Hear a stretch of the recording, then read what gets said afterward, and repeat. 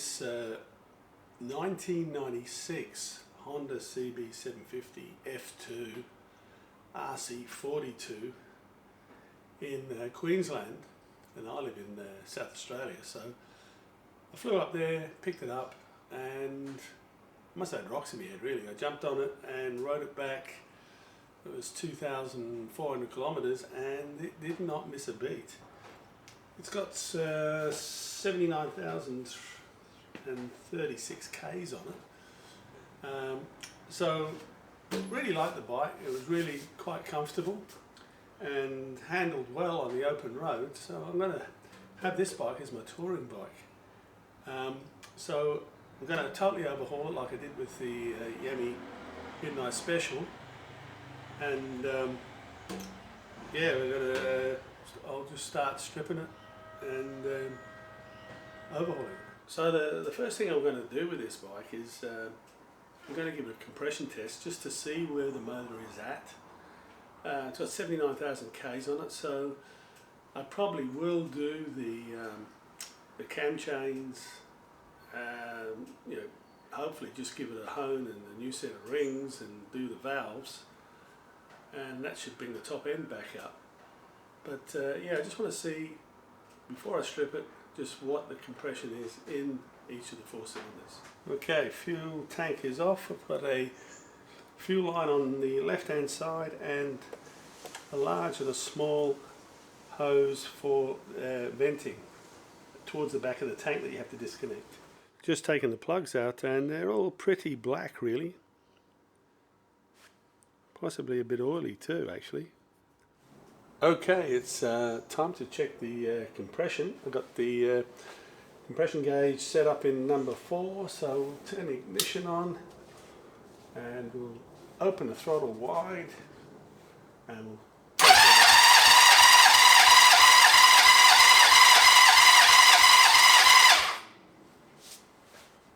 we're looking at 150 psi.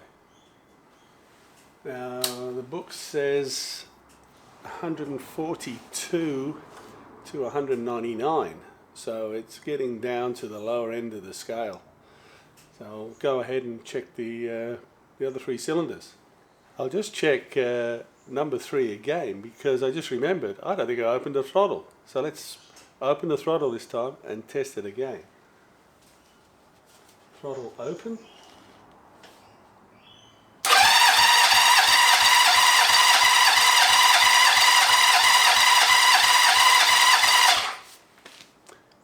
$150. Haha, that's better. Okay, I'm just checking number 2, throttle open, and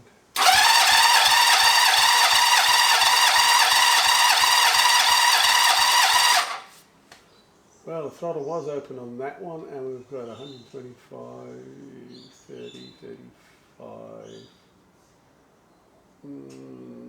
39, 139. So that's below the minimum of 142. So we've got a problem on number 2, I'd say. Number 1, throttle open, wide open.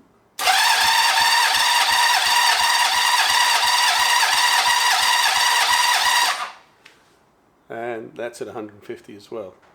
So number 1's 150, number 2 is 139, number 3 is 150, and number 4 is 150. So a little bit of a problem on number 2 to have a look at. That's definitely worth doing before you strip the motor, I reckon, checking the compression. Gives you a bit of an idea to where to look. But I will be probably, you know, honing the bores or maybe reboring, I hope not, but putting new rings and doing the valves up. Okay. Next thing we're going to do is disconnect the battery.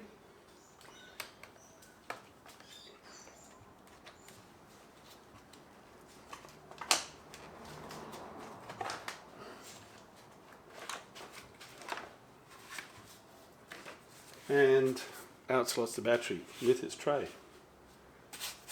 Honda know how to make motorbikes, don't they? Next is the starting motor cable and the neutral cable.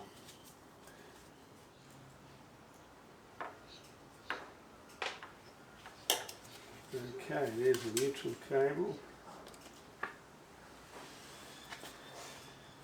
Neutral cable's up and the start motor cable's disconnected. Here's the start motor cable through here. The start motor cable down there. And we've got the generator cable there. Disconnect that.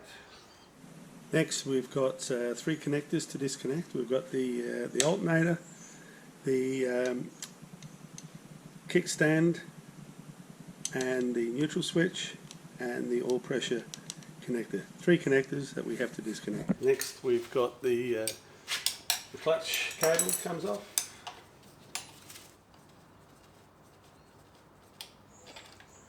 And the clutch cable comes out. The nut back on for safekeeping. And we'll just thread that out of the way.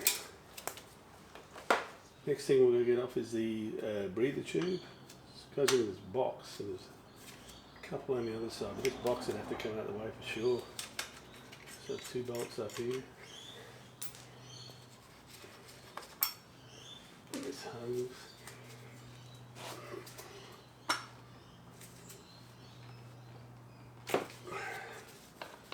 And yeah, there's 2 big hoses going in the other side. That's it. And this little box comes off. Sort of a breather box, I guess. Next thing, I'm going to get these carbies out of the way.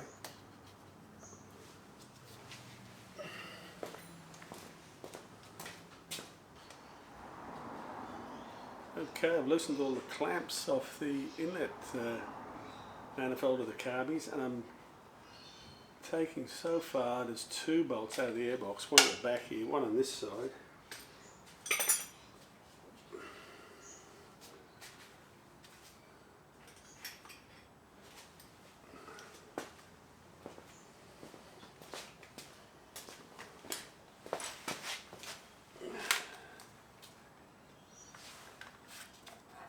Yeah, looks like another bolt here.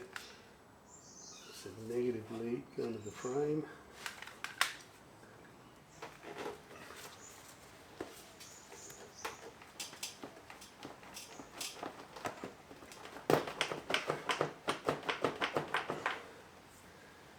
There we go, by loosening the 3 bolts on the airbox and unloosening the airbox to carby manifolds, you can get just a little bit of room back here. You can get those carbies in.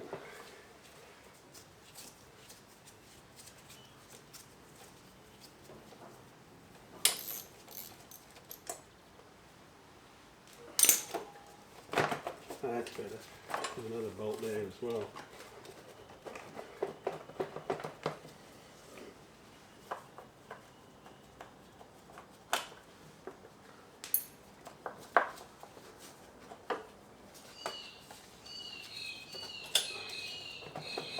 So now there's quite a bit of room there for me.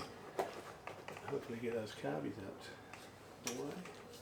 Disconnect the start motor cable.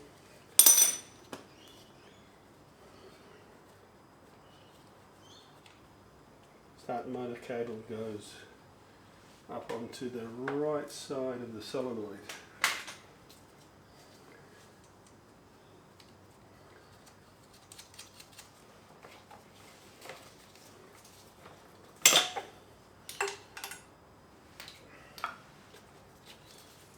And these carbies are nice and tight in these boots.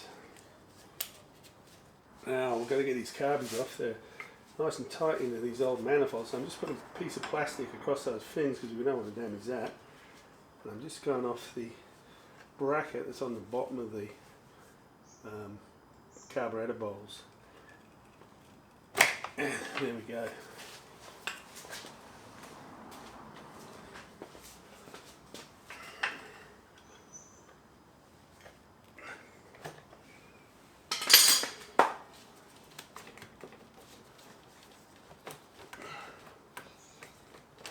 So the next thing is to get the two throttle cables, push and pull, and the choke cable off.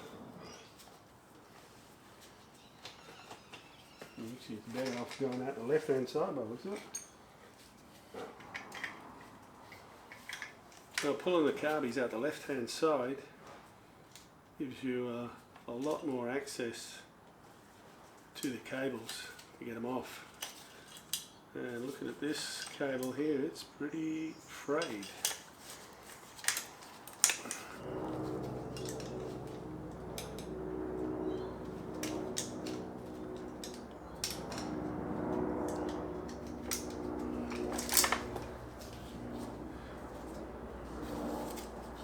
Okay, that's the carbies out. Line came out the left hand side, cables a lot easier to get to. Next we get the coils out. Just watch the labelling of these cables, 2 bolts in there, coils are out. Next thing to come off is the right hand foot peg and brake lever, and I'll get the exhaust system off.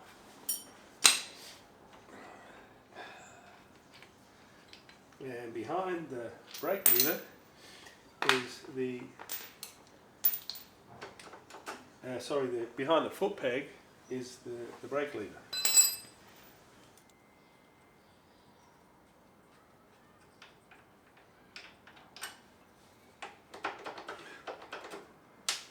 Okay, brake lever off.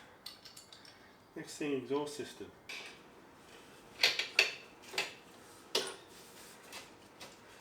Okay, muffler comes off on the right hand side. These are a non-standard exhaust muffler. These are non-standard, these ones. The originals have got a bit of a bend in them to wrap closer to the bike, so these will be getting replaced. Okay, now it's time to get the headers off. There's 10 little bolts on here, that come off pretty easy.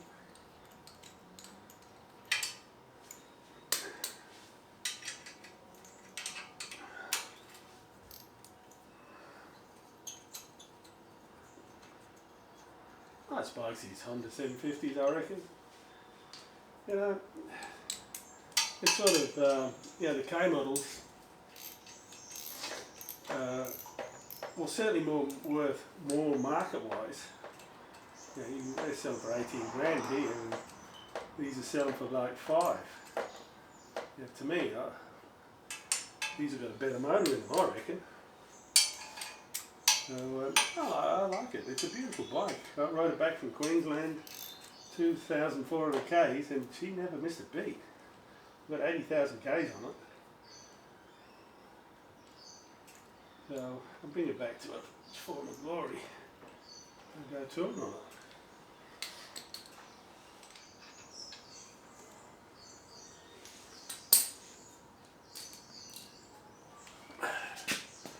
Alrighty. That's all the nuts are.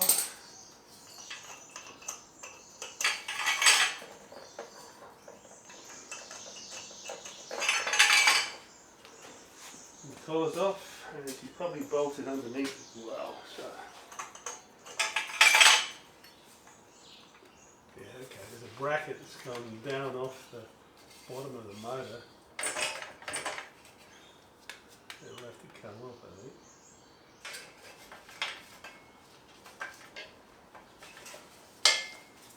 Okay, that's that off. There's this bracket.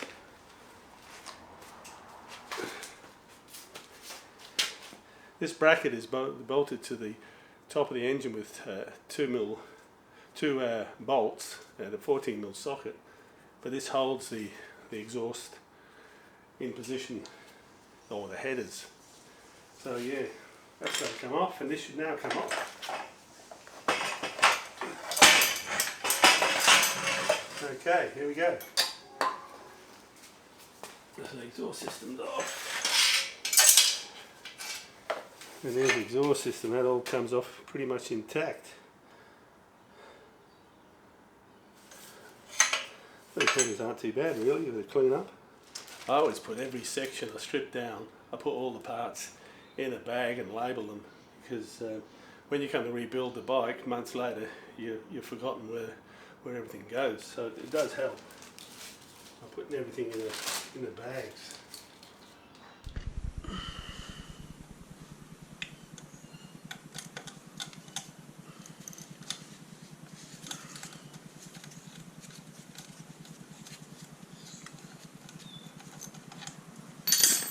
Take off the dummy oil cap.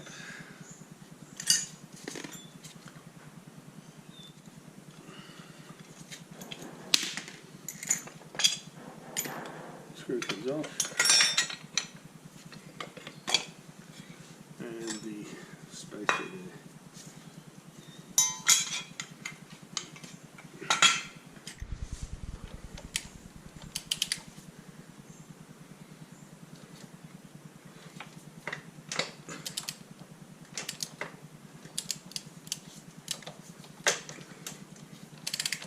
Okay, bolts loosened off. That's the sprocket bolt out. So remember, sprocket bolt gets tension to 40 Newton meters. Another chain not long there. Okay, so I need to slacken off the, or do I? Yeah, probably need to, oh no, there we go. So the sprocket's off, I didn't loosen the back check.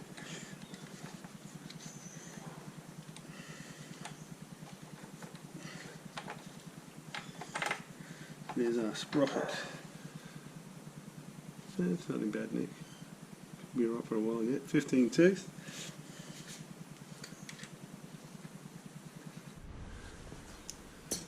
Just going to take the side stand off the other side and the side stand switch, which is connected to the motor and will get in the way when I pull the motor out.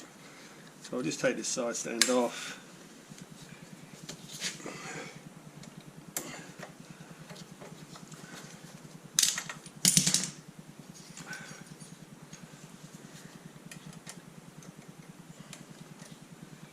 Get that switch out of the way.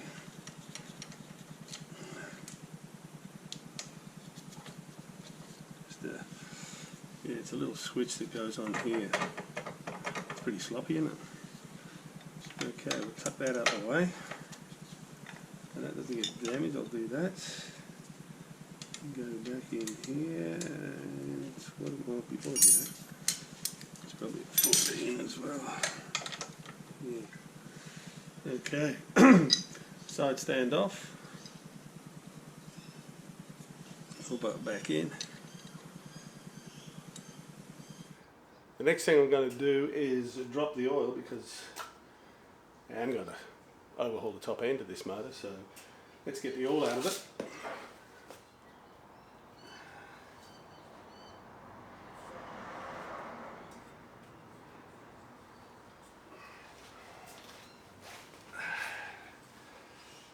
And the oil is nice and clean. There's no metal particles or anything on this drain plug, which normally has a magnet in it. So I really think the bottom end on this bike's going to be okay, you know. The gears are really nice, there's no knocks. I'm just going to do the top end up, you know. Place the cam chain, have a look at the rings and valves. Okay, next thing I'm going to take off is the oil cooler. It's going to be in the way, so there's a couple of bolts here. Now this cap head Allen screw, probably about an 8mm, is tight in the aluminium block of the motor. Now don't go just pressing with all your might to get it out. Put a bit of CRC on it and just work it back and forward until you get it freed up. Don't try and press it, you'll snap the bolt off and you'll have a or you'll strip the thread in the block. But just work it back and forward until she starts to free up, which it's doing. It's slowly coming out. But I don't want to damage any threads in the block.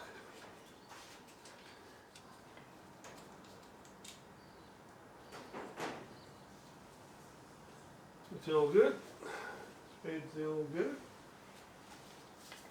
And that can come off now.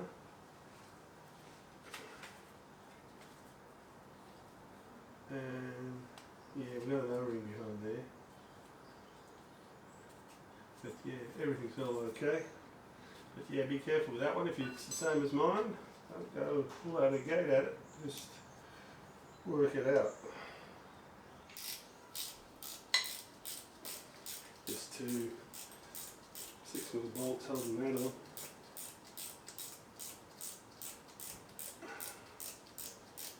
And then we're getting close to getting the engine mounts off and getting this motor out.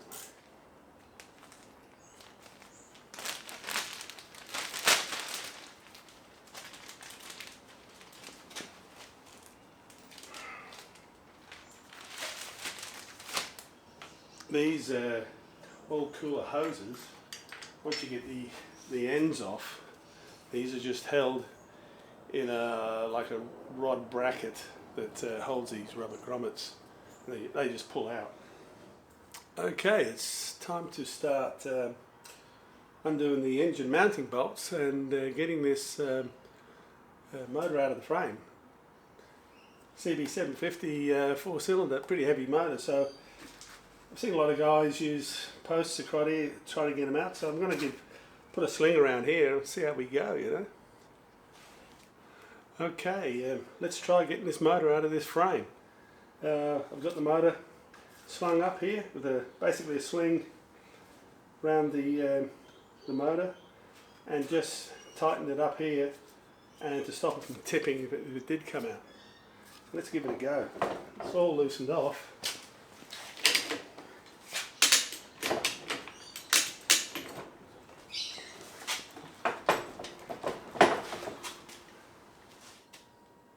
Well guys, I've nearly got this motor out.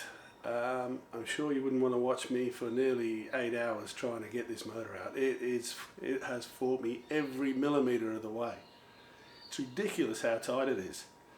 I took the rocker cover off in the end to give me a few more millimetres, because you need every single 1/10 of a millimetre you can get. You also have to really get the motor on a bit of an angle to because as the frame goes down it gets tighter, so you've got to sort of get the motor back to get it give you some room.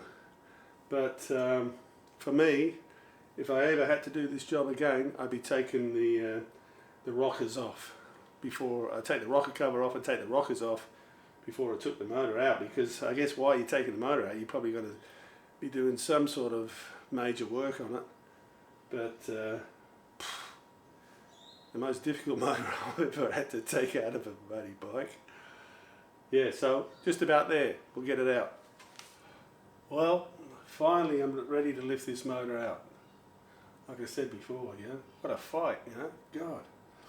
But for me, like putting the motor back in into a nicely painted frame, you wouldn't want a full motor going back in there, you'd scrape all your frame to bits. So I'm going to go through well, I'm not going to go through the bottom end, I'm just going to do the top end. But I'll put the cylinders on, the pistons and cylinders, and yeah, probably put the head on, and then just leave the rockers off, and I'll put the rockers off when the motor's back in the frame, to give myself some room, because you need every millimetre you can get. Here we go.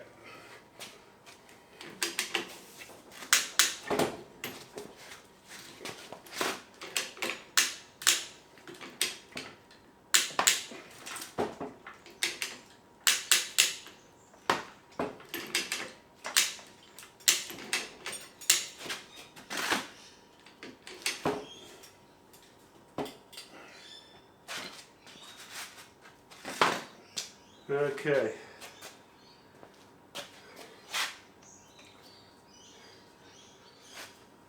Whew. That's the motor out. Next thing, get on the bench and get the top end stripped and get it cleaned up. Well guys, the motor is now up on the bench, and we've done our sort of pre-checks with the compression. Finding that number 2 is probably a little bit down at 139 psi, but Another tip I just seen recently on YouTube, I'm checking these motors, was for cam chain wear. Now they reckon to take this cover off the alternator, okay, this bolts out.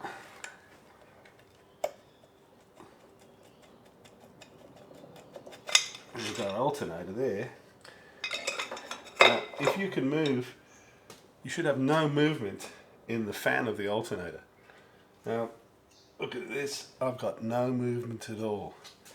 And yet the 750 motor, same motor on the YouTube guy that I was watching, he did have quite a bit of wear in the or movement in this alternator fan, which is saying that his cam chain and cam guides were probably worn. So yeah, good check. We know that's no movement there, so it's probably the cam chain and that is in pretty good condition. But I am going to replace it, but that's a good sign. So next thing is to start stripping the top of this motor.